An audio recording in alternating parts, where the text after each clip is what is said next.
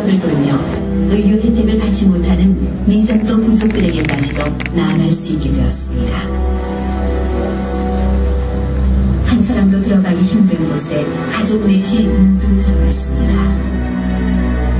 부모들은 벌레에 온통 물어뜯겨도 상관없지만 자녀들은 인간적인 마음에 자녀들에 대한 걱정이 될 때도 안타까울 때도 있었지만 그러나 지금은 그 자녀들이 김 선교사 내외의 사역에 동참하여 한 몫을 거두고 있습니다.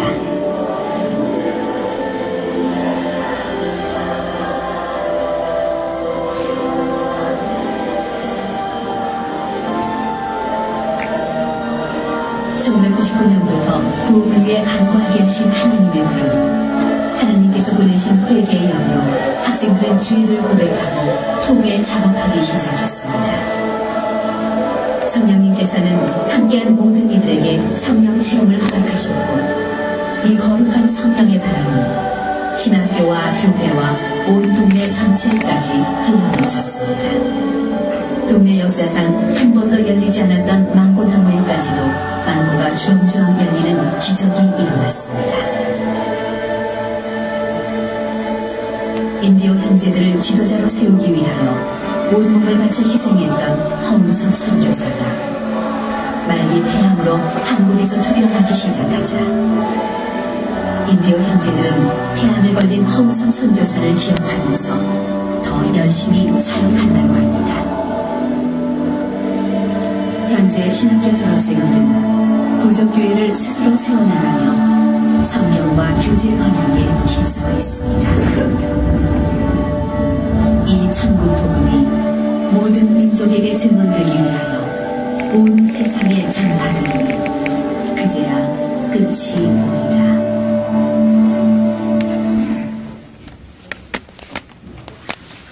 네, 잘 보셨나요? 예. 여러분에게 지금부터 제가 그곳에서 받은 은혜들을 함께 나누려고 합니다. 제가 있었던 지역은요, 썬카브리에요. 까시오에이라. 이름이 어렵죠? 저도 익숙해지는데 그게 오랜 시간이 걸렸습니다. 이 지역은요, TV에서 보셨지만 검은 강이에요. 강물이요, 흰색이 아니에요. 투명한 색이 아니에요. 까매요. 황토빛이 나는 물이에요. 굉장히 깨끗한 물인데 그런 거예요.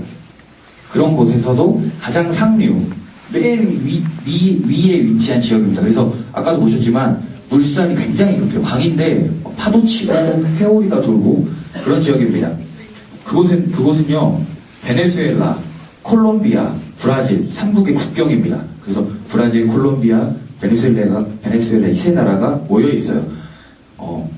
인구의 90%가 넘는 사람들이 인디오입니다. 거기는 다 인디오. 여러분 아시죠? 김병만의 정글의 법칙이나 아마존의 눈물에 나왔던 인디오들 아시죠?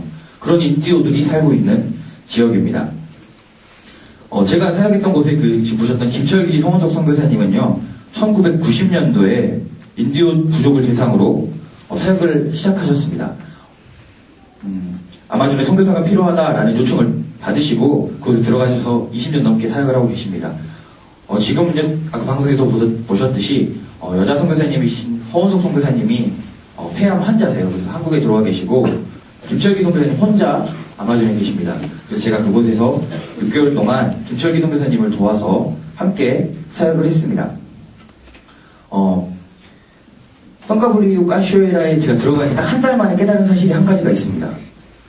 어떤 사실이었냐면요, 제가 거기에 6개월 동안 일단 있기로 약속을 하고 들어갔는데 제가 딱 한 달 만에 그 사실을 알았습니다. 나 여기 못 있겠다. 죽겠다. 여기는 사람 살 데가 아니다. 내가 있을 수 있는 곳이 아니다. 라는 생각이었습니다. 아마존에 온 거를요, 제가 하루에 한 10번씩은 후회했던 것 같아요. 내가 이딴 데로 왜 와가지고, 짜증나. 이렇게 생각했어요. 그리고 제가 아무도 저한테 아마존 가라고 하지 않고 제가 갔거든요. 근데 제가 사람들만 욕합니다. 아니, 그 선배는 나를 왜 안 말렸어? 우리 엄마는 왜 내 비행기 값을 대준 거야?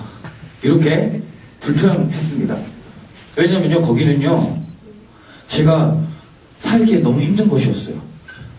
제가 좋아하는 거, 잘하는 거, 의지할 것, 이런 게 하나도 없는 곳입니다. 지금부터 제가 얼마나 힘들었는지, 어떻게 힘들었는지 하나씩 여러분에게 설명을 해줄 거예요. 첫 번째, 뭐가 힘들까요? 아마존. 날씨입니다. 아마존은요, 굉장히 뜨거운 햇빛이 내려집니다. 온도가 몇 도인 줄 알아요? 40도에서 50도에 육박합니다. 습도가 90%가 넘어요. 여러분, 적도 아시죠? 적도. 거기가 적도예요. 적도가 이렇게 지나가는 지역입니다. 거기 적도 기념비가 있어요. 실제로. 여러분, 지구에서 가장 더운 곳이 어디죠? 적도예요. 그러니까 세상에서 가장 더운 지역입니다. 거기서 있으면요, 밤에 잠을 못 자요. 밤에는 덥진 않거든요. 근데 낮에 여러분 햇빛을 막 쬐면 어때요? 밤에 머리가 아파요. 두통이 와요. 제가 6개월 거기 있으면서요, 6개월 동안 매일 밤마다 두통약을 먹었어요. 안 그러면 잠을 못 자요. 근데 저는 저만 그런 줄 알았거든요. 근데 김철기 선교사님이 20년 거기 계시다 그랬잖아요. 20년째 밤에 두통이 시달리고 계신 거예요. 나아지지 않아요. 20년 동안 두통이 시달리면서 그곳에서 사역하고 계신 거예요. 그랬더니 한 달쯤 됐을 때 죽겠더라고요. 이게 사람이 아무것도 안 하고 가만히 있는데 죽을 것 같아요.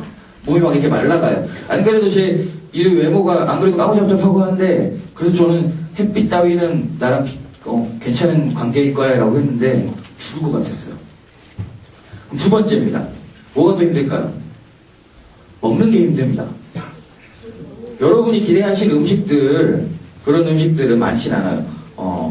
거북이, 원숭이 골, 개미, 이런 거는 자주 먹진 않아요. 가끔 가다가 특식으로 먹는 거기 때문에 그런 경험들을 해본다는 의미로 너무 감사하게 먹습니다. 그런데요, 평소에 먹는 것도 너무 힘들어요.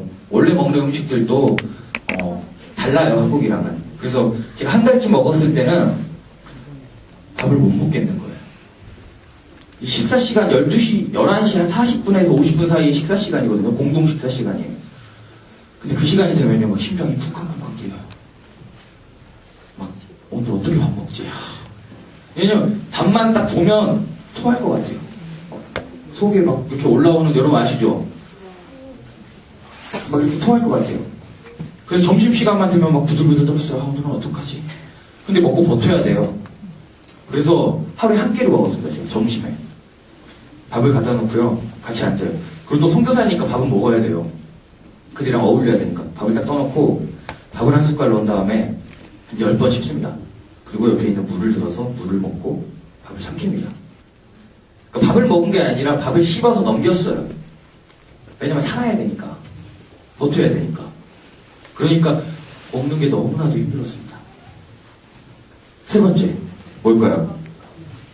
곤충, 벌레예요. 벌레가요, 너무너무 많아요. 아마존에는 벌레는요, 시간대별로 나눠서 달라요.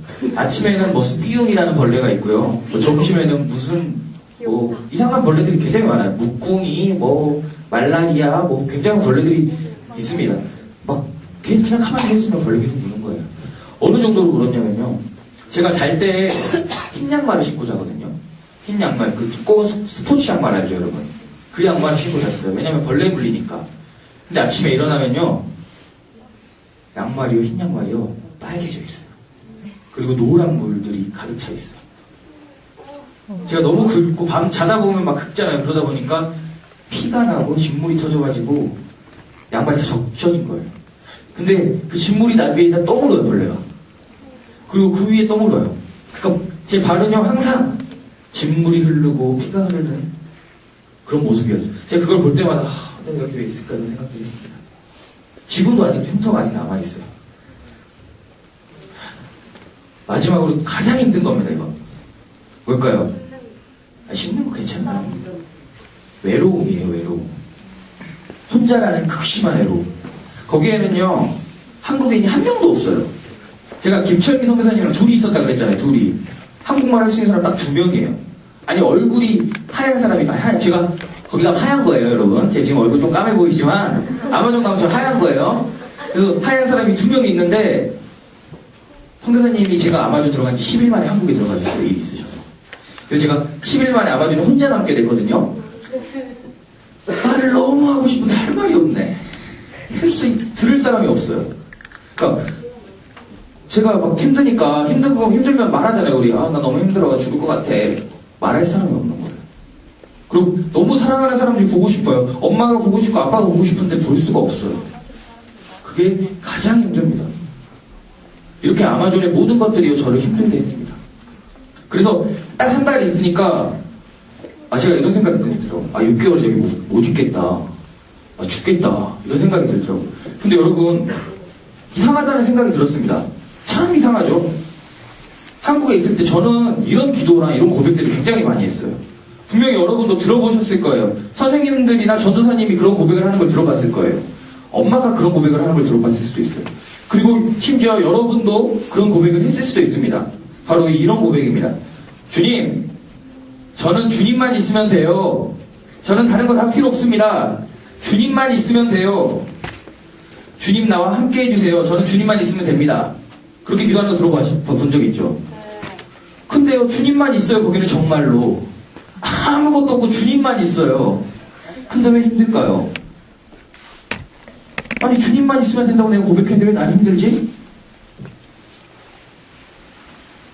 제가 매일 새벽 기도로 가서 새벽에 그렇게 기도하고 매일 할 게 없어서 성경을 그렇게 읽는데 왜 힘들까요? 왜냐면요, 그건 제가 주님을 의지하지 않기 때문입니다. 제가 주님을 의지하는 줄 알고 있었던 겁니다. 제가 그렇게 고백했지만 사실은 주님을 의지하지 않고 있었던 거예요. 한국에는요, 내가 주님을 의지하지 않는다는 사실을 잊어버리게 하는 것들이 너무나도 많아요. 아니, 내가 다른 것을 의지하고 있으면서요, 하나님만 의지하고 있는 줄로 착각해요. 제가 핸드폰을 이렇게 의지하고 있으면서요, 핸드폰이 너무나도 당연한 거기 때문에 내가 핸드폰을 의지하고 있다는 사실을 몰라요. 내가 맛있는 밥을 매일 먹다 보니까요, 내가 맛있는 밥에 의지하고 있구나라는 사실을 몰라요. 그래서 맛있는 밥 먹고 핸드폰 할 거 다 하고 그러면서 저는 주님만 있으면 돼요 라고 고백하는 거예요. 거짓말로. 아무것도 없으니까요. 핸드폰도 없고 맛있는 것도 없고 엄마도 없고 아빠도 없고 친구도 없고 아무것도 없으니까 내가 하나님을 의지하지 않았구나 라는 사실을 알게 됩니다. 내가 사랑하는 것들이 너무나도 많았구나, 내가 다른 거를 너무 많이 사랑했구나 라는 사실을 알게 됩니다. 여러분, 지금도 핸드폰 좋아하는 친구들이 굉장히 많이 보여요. 그렇게 아무것도 없는 곳에 있다 보니 제가 다른 것을 의지하고 있는 것들을 발견하기 시작했습니다. 그리고 그것들을 내려놓을 수밖에 없었습니다. 내려놓고 싶어서 내려놓은 게 아니에요. 없으니까 내려놔져요. 그냥. 핸드폰 하고 싶은데 핸드폰 할 수가 없으니까 그냥 내려놔지는 거예요. 여러분, 스마트폰을 가지고 있었거든요. 이게요, 인터넷이 안 되면 아무 쓸모없는 거라는 사실을 여러분 아셔야 돼요. 알게 돼요. 아무 쓸모가 없어요. 제가 또 믿음의 성교사라고 게임에 다 지웠었거든요. 200번 정도 후회했습니다. 게임은 인터넷 없이 할 수 있잖아요. 근데 거기 가니까요, 내가 진짜 많이 사랑했구나, 이런 사실을 깨닫게 됐습니다. 그러니까 하나님이 저와 동행해 주시기 시작하셨습니다. 하나님이요, 저를 빛으로 비춰주시고요, 하나님이 저와 동행해 주시기 시작하셨습니다. 얼마나 아름답고 행복한 일입니까? 여러분, 기도하죠. 주님, 저와 동행해 주십시오. 주님, 빛으로 저를 비춰주십시오 라고 기도하지 않습니까? 근데 주님이 저랑 동행해 주셨어요. 얼마나 행복하고 기쁜 일입니까? 기쁘지 않겠어요, 여러분?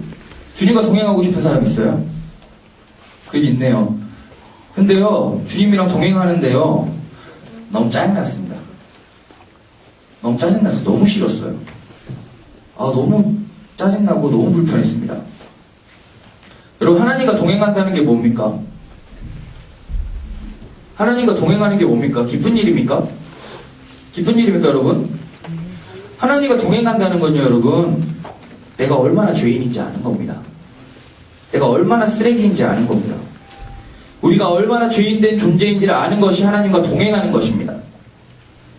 하나님의 시선은요, 계속해서 나의 죄악된 모습들을 비춥니다. 하나님의 빛으로 여러분 비추면요, 여러분의 좋은 거 하나도 없어요. 진짜 쓰레기 같은 나의 모습들만 발견하게 됩니다. 여러분 알죠? 여러분이 죄인인 거 압니까? 네. 여러분 배웠죠? 죄인이라는 거. 네. 근데요, 하나님이 비춰주시면요, 하나님이 빛으로 비춰주시면요, 전도사님이 여러분은 죄인입니다, 우리는 죄인입니다 해서 아는 거랑 달라요. 엄마가 여러분 죄인입니다, 여러분은 죄인입니다 해서 아는 거랑 달라요. 하나님이 빛으로 비춰주시면요, 견디기 힘들 정도로 힘듭니다. 내가 이런 쓰레기구나, 죽을 것 같아, 미칠 것 같습니다. 너무 힘들어요. 하나님께서는 제가 했던 모든 일들이 죄이었음을 보여주셨습니다. 그게 하나님의 빛을 주시고 하나님 동행하시면 어느 정도냐면요. 제가 이렇게 걸어가요. 그냥 아무것도 없이 걸어가는데요. 아, 내가 쓰레기야. 이렇게 느껴져요. 이게 그냥, 아, 나는 쓰레기야 라고 아는 게 아니라 느껴져요. 마음으로. 아, 나 진짜 쓰레기야. 주님. 이렇게 느껴져요. 내가 그 인디오들 위해 운전하고 있는데요. 내가 쓰레기인 걸 느껴요. 내 안에요. 음란한 마음이 계속해서 있어요. 내 안에요. 이기적인 마음이 계속해서 있어요. 내 마음에 비열하고 추악한 모습들이 계속해서 있어요. 전 몰랐는데 계속 있더라고요. 사라지지가 않아요.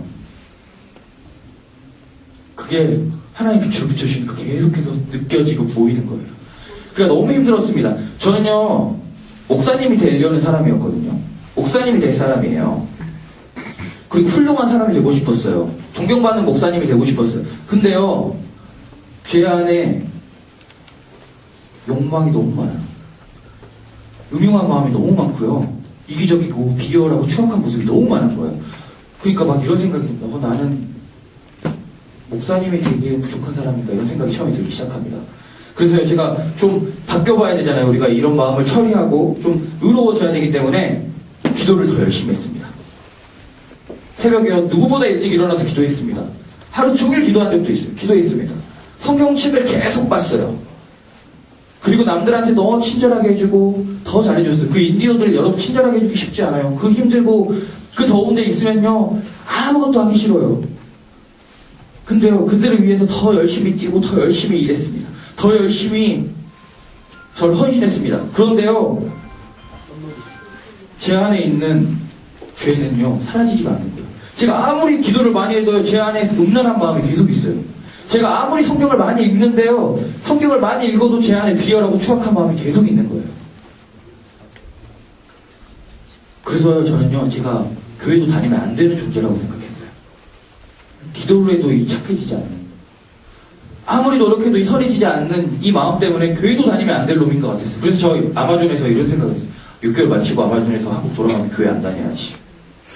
교회 다닐 필요가 없다. 그냥 나는 쓰레기인데 이게 기도한다고 착해지지가 않는데 내가 교회 다닐 필요가 있나? 이런 생각이 드는 겁니다. 너무 힘들었어요. 죽을 것 같았어요. 엄청 울었어요. 그래서 목사님한테 갔습니다. 선교사님한테 갔어요. 이렇게 이야기했어요.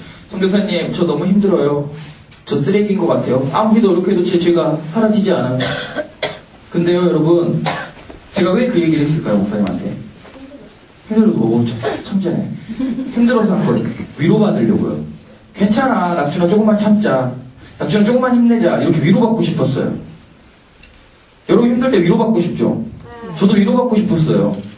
제가 노력하니까요. 성교사님, 낙준아, 너 열심히 노력하고 있잖아. 조금만 참아. 조금만 더 열심히 기도하고, 조금만 더 열심히 성경 보자. 그러면 괜찮아질 거야. 근데 목사님 저한테 이렇게 말씀하시는 거예요. 정확히 제가 읽어드릴게요. 그래, 넌 안 돼. 넌 안 될 놈이야. 너가 아무리 노력해도 안 돼. 넌 쓰레기야. 이렇게 말씀하셨어요. 제가 왜 얘기했다 그랬죠? 위로를 받으려고 얘기했는데 저보고 쓰레기래요. 넌 평생 노력해도 안 된대요. 근데 여러분 정말 신기한 거는 그 말을 듣고 제가 위로를 받았습니다. 신기하죠? 그 말을 듣고 위로를 받았어요. 여러분 사람은요 인간이라는 존재는요 결코 죄에서 벗어날 수 없는 존재입니다. 우리는 결코 죄에서 벗어날 수 없습니다. 우리는 죄인입니다. 뼛속까지 죄인입니다. 우리는 죽을 수밖에 없는 존재예요. 우리는 죄인일 수밖에 없고 천국은 들어갈 수조차 없는 그런 죄인이에요. 여러분 천국 그렇게 쉽게 들어가는 거라고 생각합니까? 우리 천국 들어갈 수 없는 존재예요. 천국을 바라볼 수도 없고 천국 문턱도 밟을 수도 없는 그런 죄인입니다.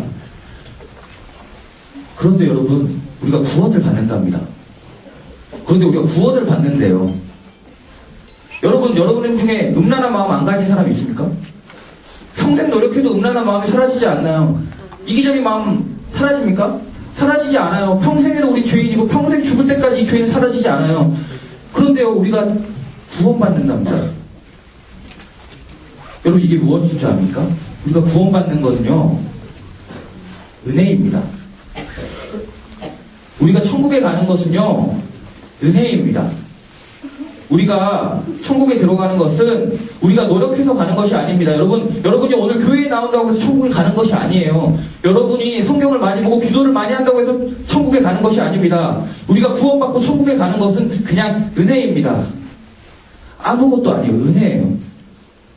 우리는 갈 수 없는 존재인데 우리가 들어가는 것은 은혜입니다. 다른 어떤 걸로도 표현할 수 없는 그냥 은혜예요. 우리가 구원받으려고 노력하는 건 다 헛된 겁니다. 여러분 구원받기 위해 교회 다니는 것도 헛된 거고요. 구원받기 위해 기도하는 것도 헛된 겁니다. 우리가 성경 보고 기도하고 그리스도인으로서 살려고 노력하는 모든 것들이 헛된 것입니다. 우리가 하는 건요, 하나님을 더 알고 하나님이 어떤 걸 원하시는지 알기 위해서 우리가 하는 거지, 우리가 구원받기 위해 하는 건 아닙니다. 우리가요, 구원받는 은혜를 경험하려면요, 우리가 그냥 죄인임을 인정하면 됩니다. 그리고 그분이 우리를 구원해 주신다는 사실을 인정하면 그 은혜를 우리가 받게 되는 겁니다. 신앙을 포기하고 싶을 정도로, 내가 쓰레기고 죽고 싶을 정도로 내가 죄인이며 쓰레기고 죄악되다라는 사실을 깨달을 때, 그리고 우리가 그 사실을 해결할 수 없다라는 사실을 인정하고 하나님 앞에 고백했을 때, 하나님이 우리가 은혜로 구원받는다는 사실을 알려주셨습니다. 그 이후로도 저는 계속해서 죄를 범했습니다. 죄를 짓고 제 마음의 죄를 발견했습니다. 그런데요, 제가 걸을 때마다 죄를 발견하고 숨 쉴 때마다 죄를 발견하지만 너무 감사했습니다. 너무 행복했어요. 내가 죄를 봤는데 너무 감사했어요. 여러분, 우리가 가장 짓는 죄 중에 가장 큰 죄는요, 우리가 죄인인지 모르는 겁니다. 우리가 죄인인지 느끼지 못하는 겁니다. 우리가 조금만 교회 나와서 열심히 봉사하고 여러분 조금만 착하게 살면 여러분 착한 사람인 줄 아는데요, 여러분 계속 죄인임을 알아야 됩니다. 우리가 얼마나 쓰레기인지, 우리가 얼마나 죄인인지, 우리가 얼마나 구원받을 수 없는 존재인지 알아야 합니다. 그걸 모르는 게 우리의 가장 큰 죄입니다. 우리의 가장 큰 잘못입니다. 여러분 죄인입니다라고 고백하죠. 기도하죠. 여러분, 주님 저는 죄인입니다라고 기도합니까? 기도하지 마십시오. 그렇게 죄인인지 모르잖아요. 왜 영혼 없이 주님 죄인입니다라고 거짓말합니까? 그렇게 기도하지 마십시오. 기도할 때 주님 저는 제가 죄인인지 머리로 알고 들어서 알지만 아직도 저는 제가 죄인인지 모릅니다. 주님이 죄를 보여주십시오라고 기도하십시오. 주님이 죄를 알려주십시오라고 기도하십시오. 우리는요, 우리의 죄를 직접 볼 수도 없을 만큼 이미 죄인된 마음입니다. 죄 지은 사람이 죄인을 바라보면 그 사람은 죄인이 아닌 거예요. 우리가 죄의 눈으로 우리를 바라보면 우리는 좀 착한 사람인 것처럼 보일 수도 있어요. 근데 하나님의 눈으로 진짜 바라봐야 우리가 죄인임을 알게 됩니다. 하나님의 눈으로 우리 바라보면 진짜 죄인인지, 얼마나 죄인인지 알게 됩니다. 그때 우리가 구원받는 겁니다. 그때 우리가 은혜를 경험하는 겁니다. 우리의 마음 가운데 계속 죄가 있다는 사실, 그걸 알죠. 제가 아마존에서 한 달가량 남겨뒀을 때 세상이 그렇게 변하기 시작했습니다. 보는 눈이 바뀌어요. 세상이 보는 눈이 바뀌기 시작하는 거예요. 그러니까 아마존의 아름다움을 제가 그때서야 보기 시작합니다. 아마존이 얼마나 아름다운지 알아요, 여러분? 그 강한 강이, 여러분 아까 보셨죠? 그 배를 타고 이렇게 가면요, 심장이 터질 것만 같이 아름다워요. 노을이요 지거든요. 노을이 어떤 색깔이에요, 여러분? 한국에서는 빨간색이죠. 주황색. 거기 가면요 매일 달라요. 하루는 파란색이에요. 하루는 초록색이에요. 하루는 보라색도 나와요. 매일 달라요. 너무 아름다운 거예요. 그리고요, 새벽 기도 갈 때 하늘을 바라보면요, 별이 떠 있는데요, 징그러울 정도로 많아요. 수북해요.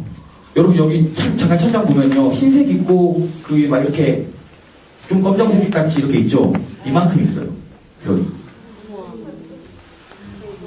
너무 아름다운. 그냥 이렇게 하늘을 쳐다보기만 해도, 그냥 그 구름만 봐도 너무 아름다워요. 근데요, 5개월 동안 그 사실을 몰랐어요. 그냥 힘드니까. 근데 하나님이 눈을 바뀌게 해주시고 변화시켜 주시니까요, 그것들이 그제서야 들어오기 시작합니다. 그런데도 제가요, 가지고 있었던 마음이 뭐냐면, 제 은혜를 받으니까 이런 생각을 했어요. 나는 은혜 받은 사람이야. 나는 은혜 받은 사람이야. 그래서 나는 의로운 사람이야. 라는 의로움에 취했습니다. 여러분, 아마존의 인디오들은 어떤 사람인 줄 알아요? 브라질 사람들은 그 사람들 이렇게 부릅니다. 영혼 없는 짐승. 짐승이라고 불러요. 그 사람들은요, 영혼이 없대요. 원초적인 욕구가 제어가 되지 않는 사람들이에요. 그 사람들이 죄를 고백했거든요. 회개하고 그 사람들이 죄를 고백하는데 모든 브라질리언이나 저희가 충격에 빠졌어요. 모든 사람들이 살인을 해봤대요. 살인, 강간, 별의별 죄를 다 지어요. 그리고 심지어 20년 동안 예수 그리스도를 가르쳐가지고 믿은 그 친구가요, 20년 동안 키워준 목사님을 배신하고 도망가요. 그런 모습을 볼 때 제가 그 사람들 보고 어떤 생각을 할 것 같습니까? 아우, 저 쓰레기들. 쟤네는 나같이 은혜를 몰라서 그래. 쟤네는 은혜를 모르는 애들이야. 정죄하기 시작한, 그들을 비판하기 시작했습니다. 근데 여러분, 그렇게 안 느낄 것 같아요, 여러분은? 살인자가 내 앞에 있어요. 배신자들이 내 앞에 있는데, 그렇게밖에 느낄 수가 없는 건데, 그게 너무 힘들었어요. 아, 왜 내가 정죄하지? 하루는 이런 일이 있었습니다. 이건 우리 엄마도 몰라요. 우리 엄마한테도 말 못했어요. 인디오 사역자 중에 한 명이 배신하고 도망갔습니다. 무수한 죄를 저지르고 도망을 쳤습니다. 20년 동안 목사님이 자식처럼 길러왔던 인디오 형제 한 명이 목사님을 배신하고 도망을 갔습니다. 그 사이에 엄청난 죄들을 짓고 도망을 갔어요. 이해가 되지 않을 정도로 저는 이 납득이 안 되더라고요. 어떻게 부모님을 버리고 도망을 가지, 이런 생각이었어요. 근데 부모님을 버리는 거를 뛰어넘어서 그 사람은 죄를 지으면서 도망쳤어요. 근데 그 사람이요, 자꾸만 우리 신학교에 들어왔어요. 인디오 신학교에 들어와서 물을 흘려놓는 거예요. 그래서 그 인디오 신학교에 들어와서 사람들이 시험 들고 막 그 사람들을 막 해코지하고 막 이러는 거여서 너무 화가 났습니다. 그러니까 어느 날 이제 학생들을 데리고 운전을 해가지고 시내에 나왔는데 그 인디오가 또 신학교에 들어가고 있다는 겁니다. 그래서 제가 급하게 운전을 해서 들어갔어요. 그 신학교에 여자가 2명밖에 없었거든요, 그 당시에. 그 상황에. 그래서 급하게 운전해서 들어갔습니다. 그랬더니 이미 들어와 있더라고요, 택시를 타고. 그래서 이제 제가 이야기했습니다. 나가라. 빨리 나가라, 너. 나가. 그랬더니 걔가 싫다. 뺀질뺀질 되는 거예요. 제가 나가라. 인진이다. 제가 딱 봤을 때 그냥 인디오들은 키가 작아요. 한 160 막이에요. 160, 150 그래요. 작아요. 그리고 막 얍상하게 생겼어요. 내가 이 정도면 내가 한 원투 파치 정도면은 강냉이 3개 정도는 이렇게 할 수 있겠다. 그래서 제가 굉장히 거만하게 가가지고 야 가라. 야 가라. 그랬더니 막 저한테 오라 하는 거예요. 막. 근데 여러분 막 화내는 게 아니라 비실비실 웃으면서 이렇게 하는 거 있죠. 진짜 화가 나. 제가 이렇게 가라, 나 화났다. 2번 말 안 한다. 가라. 이랬더니 그것도 비비비해요. 제가 좀 더 화를 내죠. 나 화났다. 나 진짜 화났다. 강냉이 나간다. 속으로 생각했어요. 속으로 강냉이 나갔다는 속으로 생각했어요. 나간다. 그랬는데 걔가 갑자기요, 그 작은 애가 눈이 싹 뒤집혀요. 흰자가 보이기 시작해요. 그러면서 저한테 이러는 거예요. 나도 화났다. 내가 널 총으로 쏘겠다. 이러는 거예요. 그리고 자기가 타고 택시로 막 걸어가는 겁니다. 택시가 이랬죠. 쏴봐라. 한번 쏴봐. 네가 용기 있으면 쏴봐라. 왜냐면 저는 저를 겁주려고 그런 줄 알거든요. 근데 그 옆에 있던 여자 사역자가 다 그럽니다. 왜 그러냐 너. 미쳤냐. 쟤 진짜 총을 가지고 있다. 쟤 총 가지고 있다. 총 가지러 가는 거야. 걔가 택시로 걸어가는 게요, 나를 쏘려고 총을 가지러 가고 있는 거였어요. 제가 이렇게 서서 주머니에 딱 손 질러놓고 서 있다가요, 그 목사님 네우슨이거든요. 네우슨 불렀어요. 그래서 제가 이렇게 얘기했습니다. 미안하다. 미안. 내가 화내서 미안. 그리고 이제 같이 우리 그러면 시내 나가서 목사님이랑 영상 채팅을 하자, 이렇게 해서 영상 채팅하러 갔습니다. 영상 채팅을 하는데 목사님이요, 걔한테 막 화를 내는 거예요. 막 이놈의 새끼 저놈의 새끼 이제 포르투갈어로 막 얘기하시는 거예요. 근데 그 순간 제 마음이 어떨까요? 목사님 왜 이러냐. 왜냐면 목사님이 그렇게 화내고 나서 기분 상해가지고 나한테 해코지하면 어떡해요. 목사님은 저기 한국의 반대편에 있으니까 상관없겠지만 나는 옆에 있는데 걔가 진짜 나한테 해코지하면 어떡해요. 이런 마음이 드는 겁니다. 근데 막 소리를 지르시더니 너 나가! 너 여기 들어오지도 마. 나가! 대문 밖으로 나가! 이런 거예요. 그래서 걔가 대문 밖으로 쫓겨났어요. 그리고 이제 다른 애들이랑 영상 채팅을 하고 계셨는데 제가 속으로 어떡하지 하고 하는데 하나님이 저한테 이런 마음을 주신 겁니다. 네가 가서 쟤를 안아줘라. 네가 가서 쟤를 사랑해라. 나한테 그러시는 거예요. 그죠? 이 상황, 하나님 이 상황이 이해가 안 됩니까, 지금? 제가 나 죽이겠다고 그랬더니 살인도 해보네요. 아니, 근데 그냥 한 말 없이 사랑해라. 그러시는 거예요. 그래도 어떻게 시킬까 해야지 어떡합니까? 막 이러고 나왔어요. 그래서 속으로 저 쓰레기를 어떻게 사랑할 수가 있습니까? 저 살인자를, 나를 죽이겠다고 한 사람을 그렇게 수십 차례 강간을 하고 수십 차례 사람을 죽였던 저 사람을 내가 어떻게 사랑합니까? 저 쓰레기를, 저 더러운 인간을 내가 어떻게 사랑합니까? 이러면서 나갔습니다. 그리고 문을 딱 열고 대문을 나갔는데 그 사람이 거기 딱 서 있었어요. 근데 그 사람을 딱 보는데요, 제가 보여요. 그 사람한테서. 그 사람한테서 제가 딱 보이는 거예요. 저한테 그 사람이랑 똑같은 마음들이 있는 거예요. 저한테 똑같은 마음들이 그 사람한테 통해서 저가 보이는 거예요. 제가 그렇게 욕하고 그렇게 쓰레기라고 했던 그 사람한테도 제가 보여요. 그 사람 안에 제가 있는 거예요. 그 사람이랑 똑같은 마음을 제가 가지고 있었는데 저는 그거를 제어하고 그렇게 참고 모른 척 숨겨보고 있었던 것 뿐이고 그 사람은 드러냈던 것 뿐이었어요. 그리고 하나님 저한테 그렇게 말씀하셨어요. 죄는 육으로 죄를 지었고 너도 마음속으로 다 죄를 지었는데 왜 죄만 쓰레기냐? 근데 그 순간 그 친구를 미워할 수가 없었어요. 그 친구를 욕할 수가 없었어요.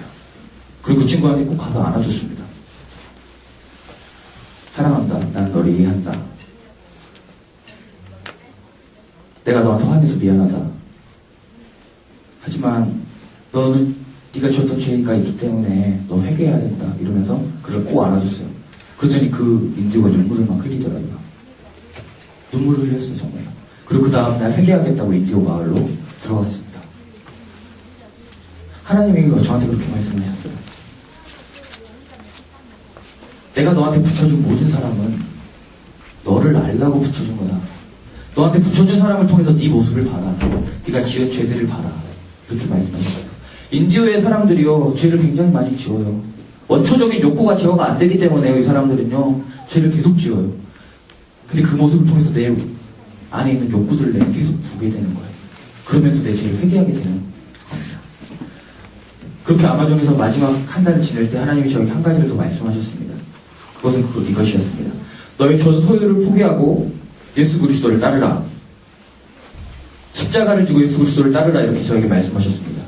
십자가를 지고 예수 그리스도를 따른다는 게 무엇일까요? 십자가를 지고 예수 그리스도를 따른다는 것은요, 십자가의 고난에 동참하라는 겁니다. 나를 부인하고 고난을 받고 버림을 받은 자가 되는 것을 의미합니다. 그래서 제가 그렇게 이야기했습니다. 싫어요. 싫습니다. 내가 왜 합니까? 나는 행복하게 편하게 살고 싶습니다. 이렇게 얘기했습니다. 너무 힘들었어요. 목사님 근데 하나님 계속 저한테 나를 따르라, 십자가를 지고 예수 그리스도를 따르라고 얘기하시는 겁니다. 사실은요, 왜 제가 싫다고 했냐면요, 하나님 십자가를 지고 예수 그리스도를 따르라고 했는데 그 말이 어떻게 왔냐면요, 아마존을 위해 이해해라. 아마존을 위해 네가 헌신해라. 이렇게 이야기하는 겁니다. 근데 여러분 6개월 제가 그랬죠. 6개월 동안만 있기로 약속을 했다고. 그래서 저는 6개월 뒤에는 아마존이랑 인연을 끊을 생각이었어요. 너무 힘든 곳이니까 또 오라고 할까봐.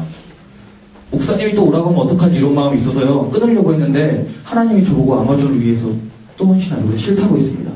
너무 힘들었어요. 너무 죽을 것 같아서 싫다고 했어요. 근데 계속 그런 마음을 주셨어요. 근데 제 마음에 어떤 마음도 있었냐면요, 그래도 하나님이 원하시니까 하고 싶다라는 마음이 있었어요. 근데 내 마음에 있는 욕심들이 너무 많았어요. 편하게 살고 싶고요. 저는 훌륭한 목사가 되고 싶고 설교 잘하는 목사님이 되고 싶은데 한국에서 그래서 훌륭하게 인정받는 목사님이 되고 싶다는 욕심이 있었어요. 그래서 싫다고 했습니다. 그 주님께 기도했어요. 주님, 저 주님을 사랑하고 싶은데 아직도 제 안에 욕심이 너무 많아요. 그래서 주님이 저한테 순종해라. 순종하면 믿음이 생긴다. 일단 나를 위해 일해라. 그래서 무릎 꿇고 기도했습니다. 주님이 일합니다. 근데 제가 철야했거든요. 철야하면요, 예배당에서 여러분이 생각한 이런 예배당이 아니에요. 나무로 지어지고요, 창문은 다 뚫려 있고요, 벌레는 막 왔다 갔다 거리는 그런 곳이에요. 거기에 이제 처음에 자려고 누워있는데요, 손바닥만한 거미가 나옵니다. 손바닥만한 거미가 기어다니는데 그걸 잡아야 된대요. 잡아서 죽이고 자야 된대요. 안 그러면 물린대요. 그렇게 딱 잡는데요, 그걸 빗자루로 탁 쳤는데 그게 탁 터지면서 그 내장, 초록색 내장이 다 저한테 튑니다. 그게 막 다 묻었는데 제가 이런 생각, 이제 난 스파이더맨으로 변신하는구나. 박쥐가 막 들어와요. 박쥐도 잡고 자야 돼도 걔도 막 이빨이 이렇게 날카로워요. 그걸 잡고 잡니다. 자는데 하루에 30번씩 깨요. 벌레가 너무 많아요. 제가 긴 양말, 두꺼운 양말, 긴 바지, 긴팔 입고 온몸에 벌레 안 무는 약을 바르고 잤는데요. 그런지 물릴 데가 없는 거예요. 어디로 무냐? 얼굴을 긁고요. 정말 웃긴 게요. 양말하고 바지 사이. 거기 살짝 남죠. 여러분 보면 살짝 남아요. 거기만요, 한 20방 정도로 따닥따닥 물어놨어요. 근데 그것 때문에 계속 깨요. 그리고 그 의자가요, 나무 의자 이렇게 나무 의자 돼 있는 거 알죠? 거기인데 이렇게 자고 일어나면 막 등이 막 베겨요. 아, 죽을 것 같아요. 그렇게 기도를 시작했습니다. 하나님 사랑하게 해주세요. 하나님 순종하게 해주세요. 그랬더니 하나님이 먼저 순종해라. 하나님 저 믿음을 원해요. 믿음을 주세요. 믿음을 주시면 제가 순종할 수 있잖아요. 그랬더니 하나님 그러시는 거예요. 먼저 순종해라. 네가 먼저 순종하면 믿음이 생긴다. 너 순종하기 싫어서 믿음 약하다고 거짓말하지 말아라. 핑계다. 순종해라. 그래서 제가 순종하고 주님 아마존을 위해 헌신하겠습니다라고 고백했습니다. 지금도 사실 아마존으로 다시 갈 생각하면 마음이 아파요. 힘들어요. 속상합니다. 근데 그렇게 기도하고 나니까요, 너무 감사하고 평안해요. 하나님에 대한 믿음이 생겨요.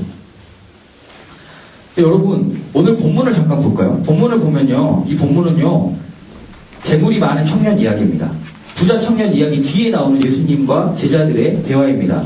부자 청년이 이렇게 물어요. 예수님, 내가 다 했는데 어떻게 해야 천국에 들어갑니까? 어떻게 해야 영생을 얻습니까? 라고 물으니까요, 예수님이 네 전 재산을 팔아가지고 불쌍한 사람한테 나눠줘라. 부한 이웃에게 나눠줘라 라고 이야기하십니다. 그러니까 부자 청년이 어떻게 해요? 어떻게 할까요?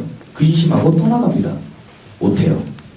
근데 여기서 말하는요, 네 전 재산을 팔아서 불우한 이웃에게 나눠줘라. 네 전 재산이라는 건 무엇을 의미하냐면요, 우리 마음 가운데 있는 욕심을 의미합니다. 단순히 돈만 의미하는 게 아니라 우리 마음 가운데 있는 욕심을 의미하고 있습니다. 그리고 나서 그가 그 욕심을 포기하지 못하고 돌아갑니다. 그러자 이제 예수님과 제자들이 얘기하는 겁니다. 오늘 함께 읽은 본문입니다. 바로 오늘 영생을 얻는 방법은요, 전 소유를 버리는 겁니다. 그렇게 이야기하십니다. 영생을 얻으려면요, 천국에 가려면 전 소유를 버려야 됩니다.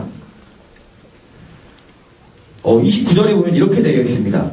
집이나 형제나 자매나 부모나 자식이나 전토를 벌인 자마다 여러 배를 받고 또 영생을 상속하리라. 이 말은요, 여러분 가운데 있는 모든 욕심과 모든 가지고 싶은 마음들, 사랑하는 모든 것들을 포기해야 된다는 거예요. 우리가 천국에 들어가기 위해서, 영생을 얻기 위해서는 욕심을 버려야 됩니다. 욕심을. 내가 하고 싶은 것보다는 주님의 나라를 위해서 살아야 됩니다. 왜냐하면요, 우리의 욕심은요, 죄인이기 때문이에요. 우리가 가지고 있는 모든 것은요, 죄이기 때문에요, 다 포기하고 하나님이 하시는 것만 해야 되는 겁니다. 오늘 본문은 우리가 어떤 삶을 앞으로 살아야 하는지를 정확하게 보여줍니다. 바로 하나님 나라를 위한 삶입니다. 내 모든 것을 내어드려서 주님께 드리고 내 모든 것을 포기해서 주님께 드릴 수 있는 그런 삶을 의미합니다. 하나님 나라를 위한 삶이, 그게 하나님 나라를 위한 삶입니다. 여러분 어떤 꿈을 꿉니까? 여러분 어떤 삶을 살고 싶습니까? 돈을 많이 벌기 위한 삶을 살고 싶습니까? 아니면 인정받기 위한 삶을 살고 싶습니까? 아니면 그냥 불쌍한 사람을 도우면서 그냥 그렇게 좀 착한 일하면 살고 싶습니까? 그거 다 의미 없는 일입니다. 우리가 앞으로 어떤 삶을 살아야 하냐면 하나님이 원하시는, 하나님이 말씀하시는 삶을 살아야 됩니다. 우리가 꾸는 꿈들이 우리의 욕심을 채우기 위한 꿈이 아니어야 합니다. 하나님이 원하시는 것, 예수 그리스도를 따라가는 것이어야 합니다. 근데요, 여러분, 예수 그리스도를 따른다고 해서요, 뭔가를 얻는 것은 아닙니다. 예수 그리스도를 따르면요, 모든 것을 잃는 것처럼 보여요. 다 잃을 것처럼 보여요. 허우석 송사님 아까 나오셨죠? 허우석 송사님 폐암 말기 환자십니다. 폐암 말기. 2007년도에 폐암을 발견하시고요, 수술을 받으셔서 완치가 되셨습니다.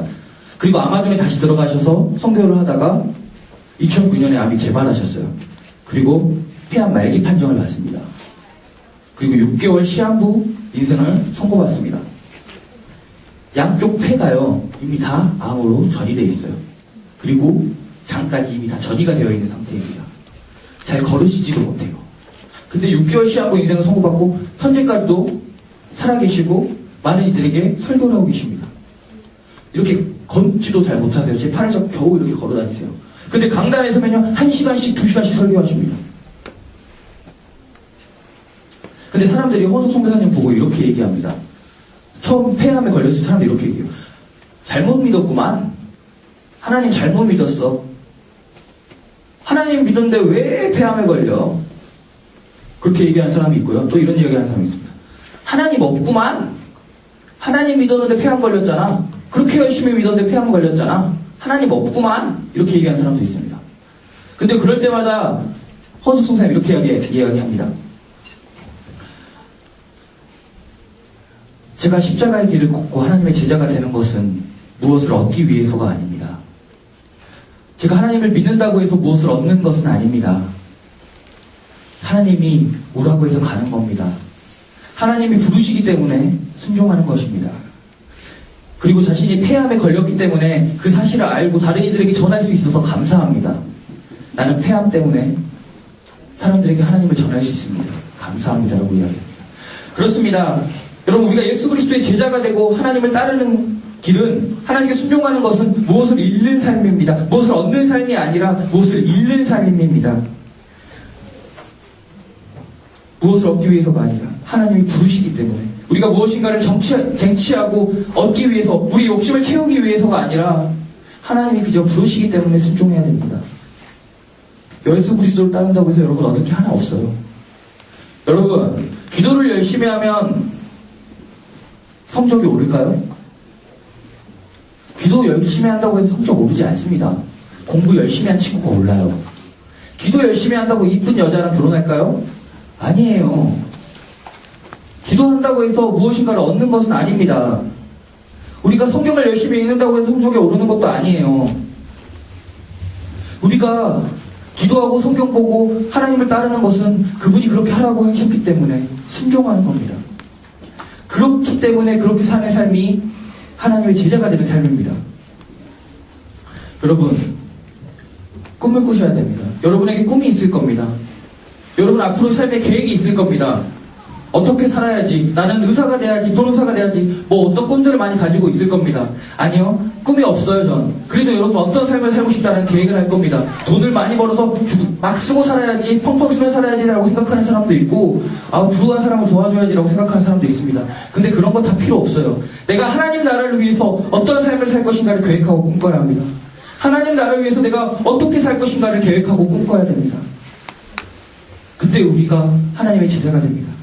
우리 영생을 얻어야 됩니다. 하나님 오늘 분명히 말씀하십니다. 영생을 얻기 위해서 여러분의 욕심을 버리셔야 됩니다.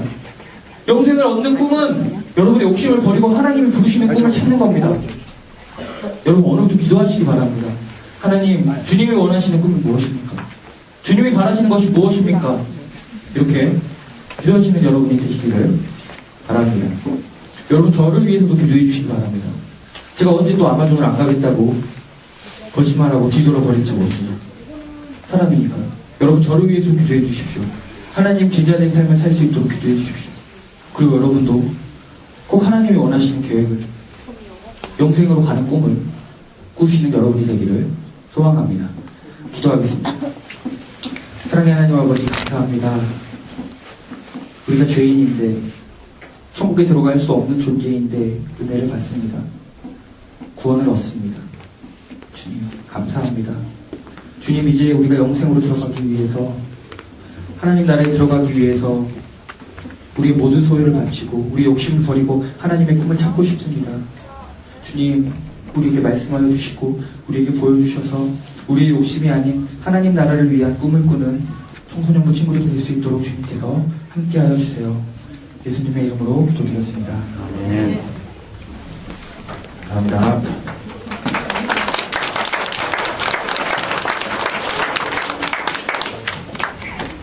죽을 뻔하셨네요. 총이 맞으실 뻔하셨어요. 자, 말씀은 이거죠. 여러분 잘 하시고요. 자, 선교사님이 하신 거는 오른발이고요. 인디어들은 왼발입니다. 오늘 말씀을 통해서 새로 나온 친구들은 오른발, 전도한 친구들은